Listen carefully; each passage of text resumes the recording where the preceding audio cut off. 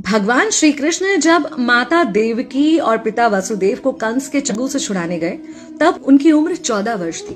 उनकी माता ने उनसे पूछा कि बेटा तुम तो भगवान हो, तो तुम हमें पहले ही कंस के चंगुल से छुड़ा सकते थे, इतनी देर क्यों कर दी? तो कृष्ण जी ने कहा, माता क्या पिछले जन्म में आपने मुझे 14 वर्ष का वनवास नहीं दिया था? माता हैरान रह गई, बोली ये क्या कह रहे हैं आप?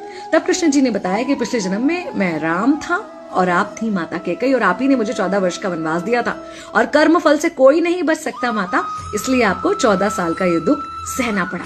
तब आश्चर्यचकित होते हुए माता ने पूछा, तो फिर यशोदा पिछले जन्म में कौन थी? कृष्ण जी ने बताया, वो थी माता कौशल्या, जो 14 साल तक अपने पुत्र से अलग रही थी। उन्होंने उस दुख को सहा था, इसलिए इस जन्म में 14 साल मैं उनके पास रहा और मेरे साथ रहने का, माता और पुत्र के प्रेम का सुख उन्हें मिला। कहने का मतलब यह है कि कर्म फल से ना उस युग में कोई बचा था, ना आज कोई बचेगा।